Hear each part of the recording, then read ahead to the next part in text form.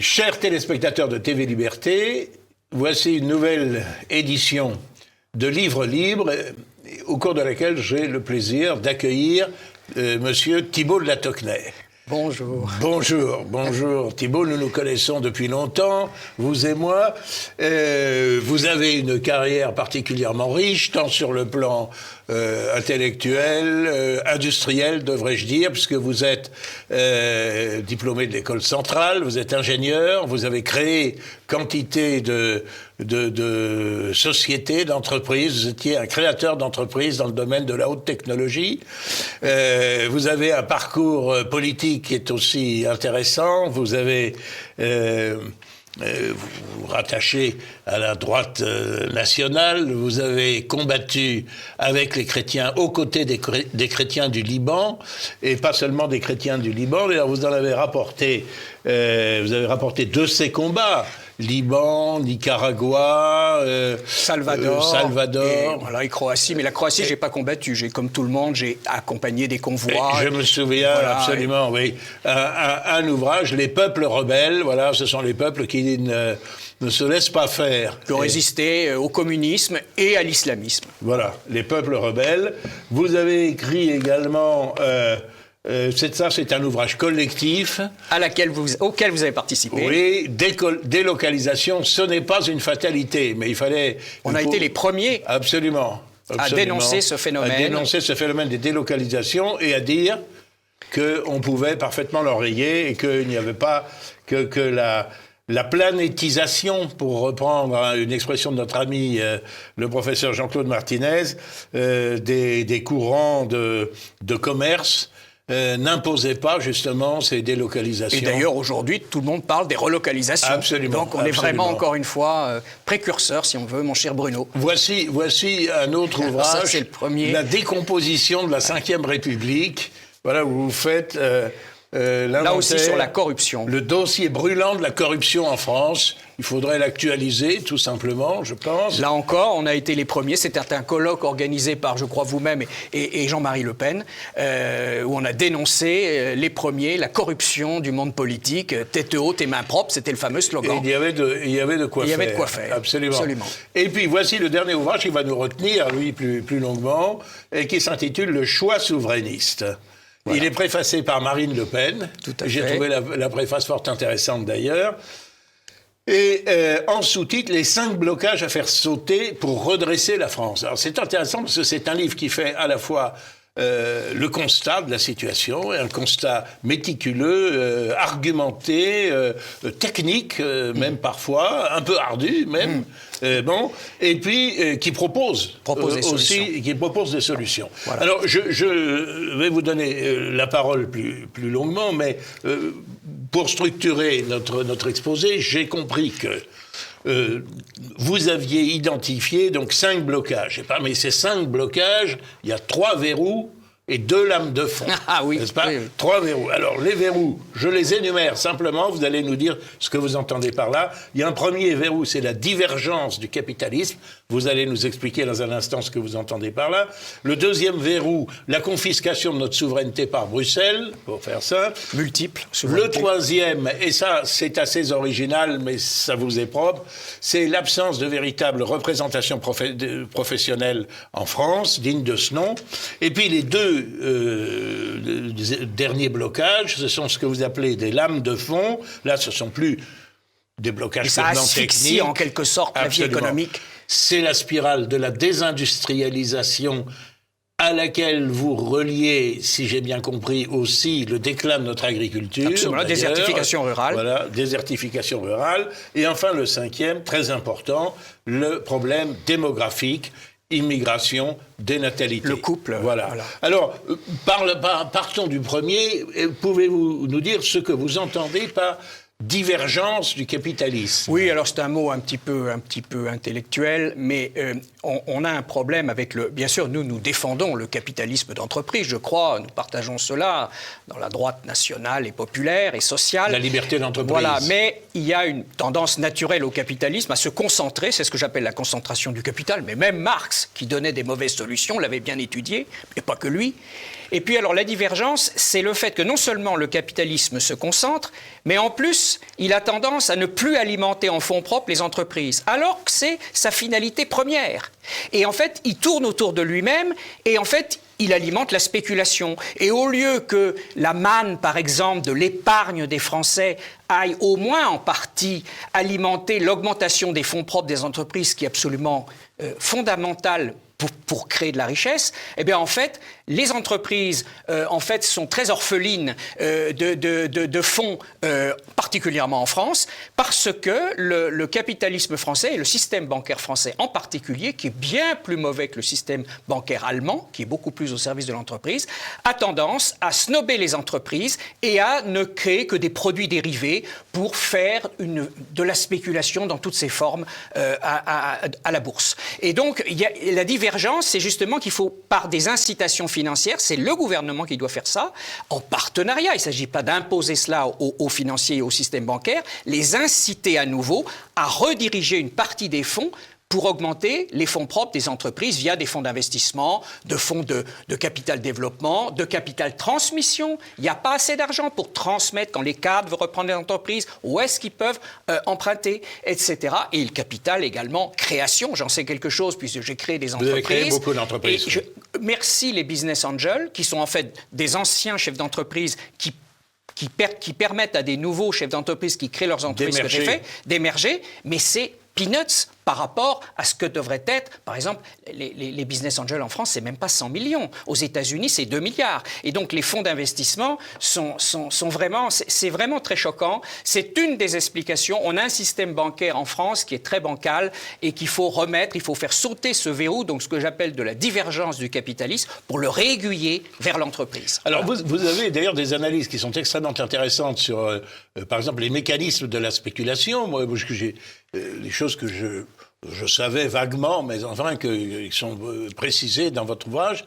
et notamment ce qui m'a stupéfié, c'est que les opérations qui consistent à acheter et à vendre des actions le même jour, ou même journée, c'est-à-dire pour bénéficier de variations infimes du cours, c'est-à-dire des opérations purement spéculatives, absolument, échappent par exemple à la fameuse taxe sur les transactions financières, la TTF, dont on avait fait grand bruit. Et que de toute façon est limitée. Et effectivement, c'est aussi le problème des fameux hedge funds, qui sont ces fonds de fonds, dont il y en a eu certains qui ont quand même été stigmatisés à juste titre aux États-Unis. Et j'ai suivi ça du temps d'ailleurs avec Catherine Salagnac, qui a été votre collaboratrice et qui me renseignait de ce qui se passait ou non au niveau européen. Il devait y avoir une réforme des hedge funds pour limiter la spéculation, et l'Europe ne l'a jamais faite. Et parce qu'elle est impuissante face à ce capitalisme financier qui a de plus en plus de pouvoir. Et voilà. Et donc, ce qui est très grave aujourd'hui, c'est que on a une désindustrialisation et que ça devrait être le rôle de la finance de financer la réindustrialisation. Et alors, je vois que dans le cours de vos analyses aussi, vous stigmatisez en quelque sorte la Banque centrale européenne. Mais je ne veux pas me faire l'avocat du diable ou de la diablesse, en l'occurrence, ou de M. Mario Draghi, que sais-je. Cependant, je dois dire que la Banque centrale européenne s'est finalement affranchie des fameux critères de Maastricht. Et a créé avec ce quantitative easing, quantité a émis de liquidité. Sauf que vous dites, mais finalement, ces liquidités ne sont pas parvenues jusqu'à l'industrie. Non, parce qu'en fait, jusqu'à la création d'entreprises. En fait, M. Draghi, qui effectivement, de fait, pour sauver le système, s'est affranchi des fameux critères, des 5 critères de Maastricht, parce que, en fait, il voulait absolument sauver les banques. Ou croyait-il les sauver? Enfin, en tout cas, c'était son objectif. Et en fait, si vous voulez, les 1000 milliards de création monétaire par c'est incroyable, 1000 milliards, chaque année pratiquement, ont servi à racheter des actifs supposés pourris ou potentiellement pourris ou dangereux, en tout cas, dont le recouvrement était dangereux. En tout cas, il y avait une hypothèque sur la valeur de ces actifs.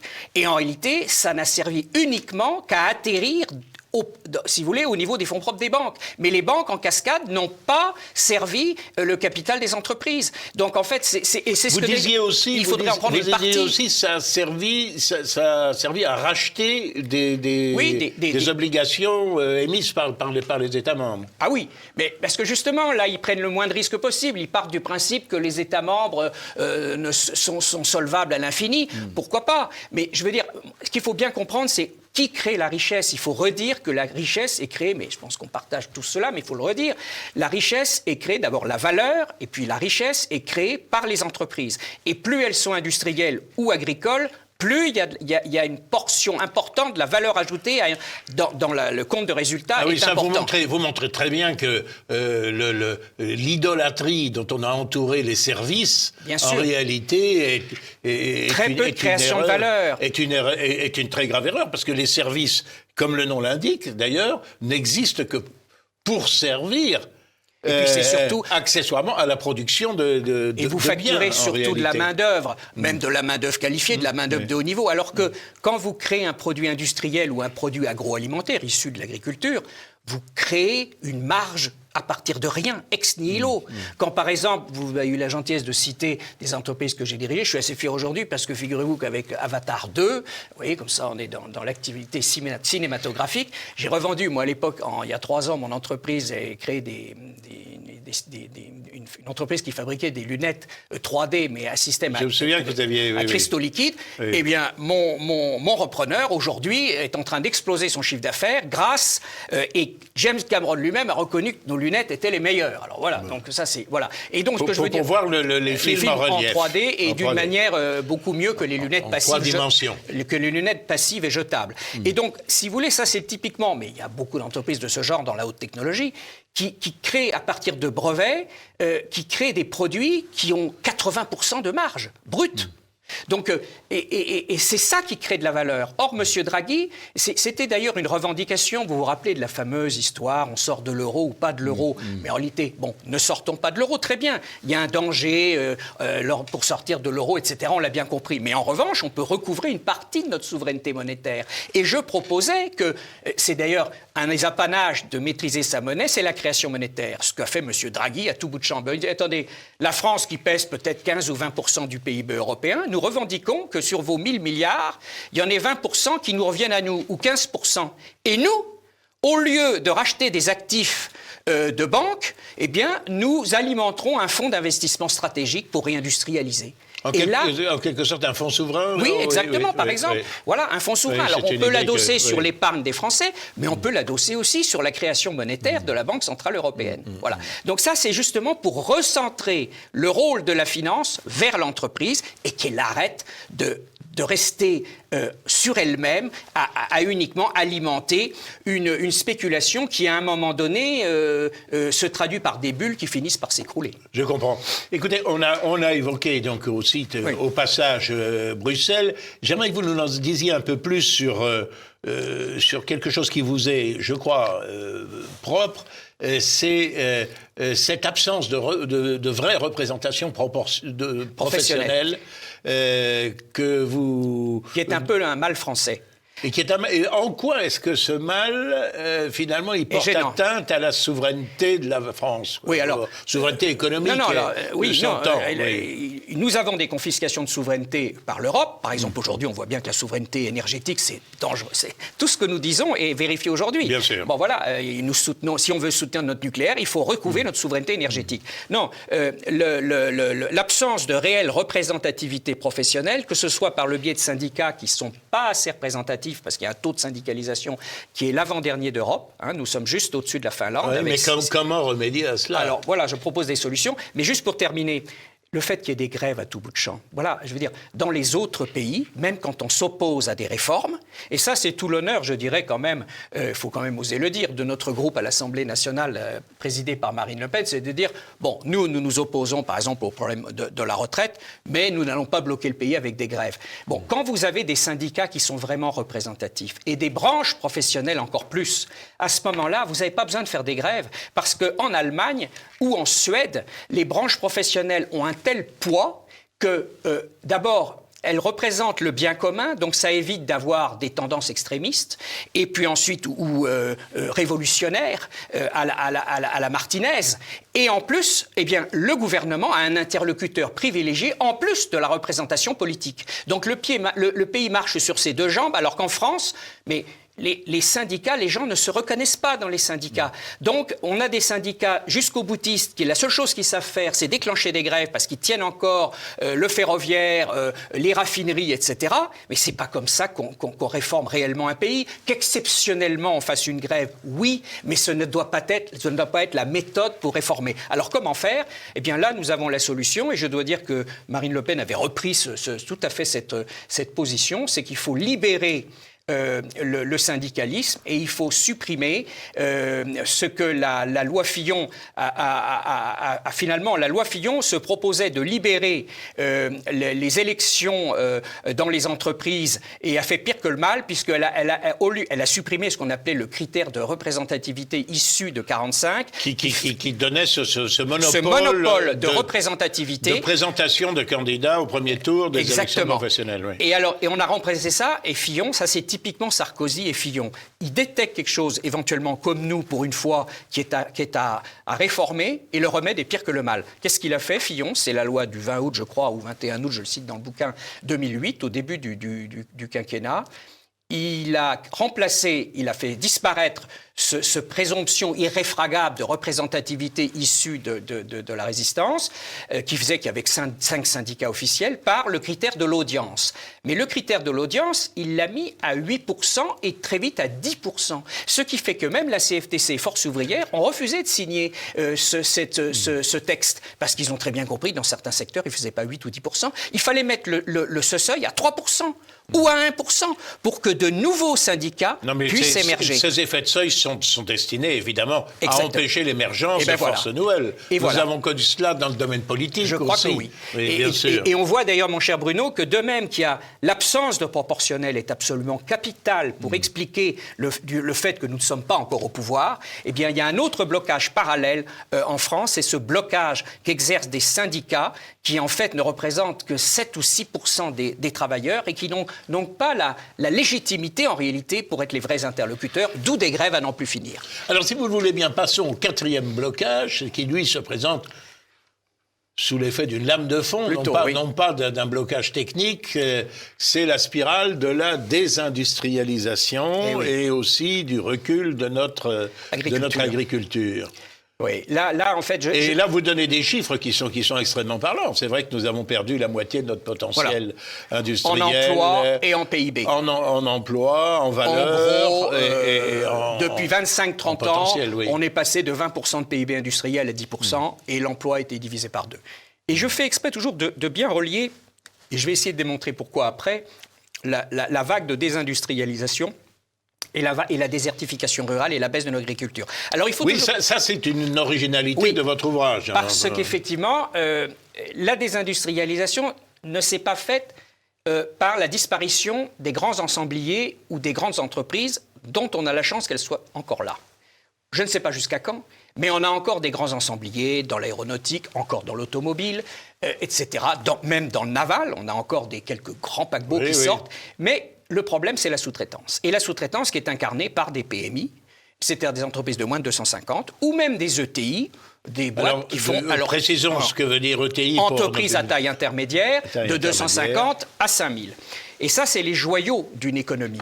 Et en réalité, la désindustrialisation, les fameux 10% de PIB industriel qui ont disparu, c'est pas Renault, c'est pas Airbus, c'est l'ensemble, c'est des milliers de sous-traitants incarnés par des entreprises qui chacune avait un métier, la plasturgie, les matériaux composites, l'électronique, qui ont disparu.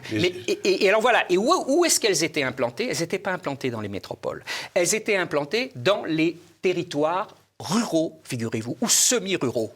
Et voilà pourquoi, quand nous parlons de reconquête de la ruralité, on peut la coupler avec la réindustrialisation, parce qu'on veut dire, la réindustrialisation, ils travaillent pour les métropoles. Non, parce que dans les métropoles, ce sont les grands ensembliers. À Toulouse, vous avez Airbus, etc. Parfois même, il y a des grands ensembliers, comme à Sochaux, qui ne sont pas dans les métropoles. Mais par contre, la cohorte des PMI, même les entreprises à taille intermédiaire, figurez-vous que les entreprises, donc, qui font en moyenne 1000-1500 personnes en France.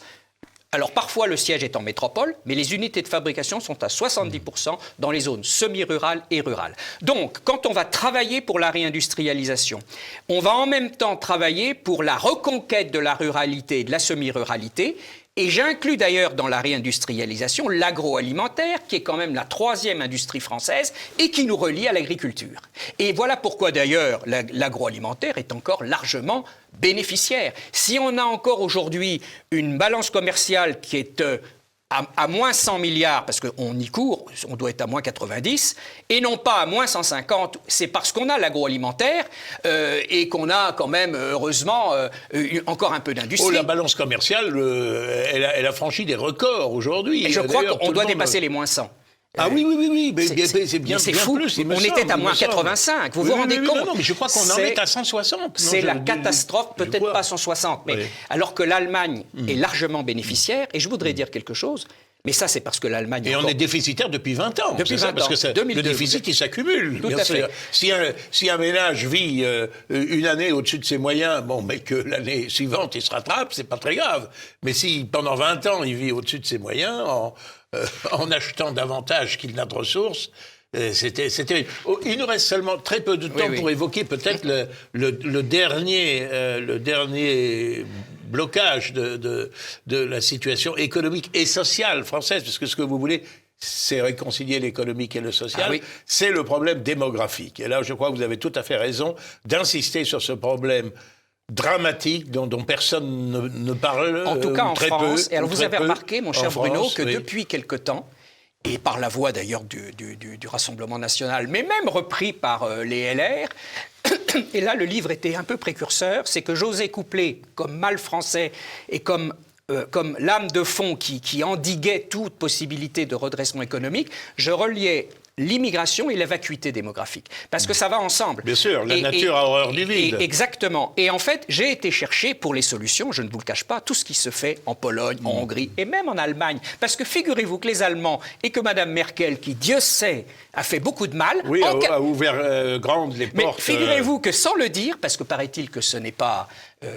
très, soi-disant... politiquement correct, ils ont fait des mesures de relance de la démographie. Bon, il n'y a qu'en France où ça ne se fait pas. Eh bien, aujourd'hui, heureusement, vous avez dans le discours, y compris des retraites, pour ceux qui donnent les vraies solutions, qu'il faut relancer la démographie. C'est évident. Le problème des retraites, c'est un problème démographique. Bien sûr. Voilà, quand vous avez le régime, si vous avez 3 ou 4 cotisants pour un retraité, les retraites sont beaucoup plus d'inactifs que d'actifs, bien évidemment. Et que quand vous avez ce qui se profile à l'horizon, moins de 1 cotisant par retraité, c'est évidemment un fardeau épouvantable, considérable. Et alors, soit c'est un fardeau qui pèse sur l'économie, soit les retraites sont dérisoires. Alors, il y a multiples solutions, juste pour en donner quelques-unes. Une belle mesure qui a d'ailleurs été proposée lors de la campagne présidentielle par notre mouvement, c'est le prêt de 300 000 euros qui est remboursable à un taux très très faible, ou même un taux zéro, mais qui devient une subvention au 3e enfant. Et ça, c'est emprunté en fait à une mesure, alors ce n'est que 100 000 euros en Hongrie puisque le niveau de vie est plus faible. C'est déjà pas mal. Et c'est déjà pas mal. Et donc, voilà, alors... Il faut savoir que ces mesures, ça ne donne pas forcément un résultat tout de suite. Après tout, il y a la liberté des gens, mais ce sont des incitations on voit déjà que, par exemple, en Pologne, la démographie a remonté. Et puis, au niveau de l'impôt sur le revenu, il faut redonner des parts complètes pour les enfants, bien sûr. C'est fondamental. Et enfin, pour le moment, on n'en prend pas tellement le chemin, puisque... Absolument pas. Le régime macroniste on érige l'élimination des enfants à naître en vertu suprême de la République. Eh bien, écoutez, je vous remercie infiniment. Vous avez eu, d'ailleurs, notamment sur le coût de l'immigration, parce que, contrairement au discours qui voudrait que, après tout, l'arrivée massive d'immigrés dont la formation n'a rien coûté à la France, si tant est qu'il soit malheureusement souvent trop peu formé. Si peu formé que ce soit, c'est ça qui permettrait justement d'assurer, entre autres, la prospérité du pays, la stabilité des retraites. Vous reprenez d'ailleurs les analyses. Toutes les études, j'ai essayé à partir de Millos, d'ailleurs, qui a été un des premiers. Oui, de notre ami Millos, bien sûr. Et après, beaucoup d'instituts se sont lancés dans le chiffrage de l'immigration avec d'ailleurs des méthodes différentes. Il y a eu parfois des polémiques. Je pense à Madame Tribala, qui aujourd'hui d'ailleurs est quelqu'un qui est très inquiète. Qui vient de la gauche. Oui, qui vient de la gauche, mais qui est très honnête. Intéressante. Oui, très absolument. Intéressante, oui. Voilà. Enfin voilà. Donc, et là aussi, vous avez raison. J'ai essayé de traiter un peu du constat très détaillé et puis toute une corde de solutions. Je crois que c'est ce qui fait la force du livre. Et donc c'est la raison pour laquelle je me permets de recommander votre dernier ouvrage. J'en rappelle le titre, Le choix souverainiste. Les 5 blocages à faire sauter pour redresser la France. On peut dire qu'il y a du pain sur la planche. Et c'est préface de Marine Le Pen. Et c'est publié aux éditions de l'Atelier Folfer. Folfer, F-O-L-F-E-R. Atelier Folfer, F-O-L-F-E-R. Je reconnais bien là les calembours de notre ami commun, monsieur grand journaliste Alain Sanders. Merci Thibault Merci beaucoup. Merci.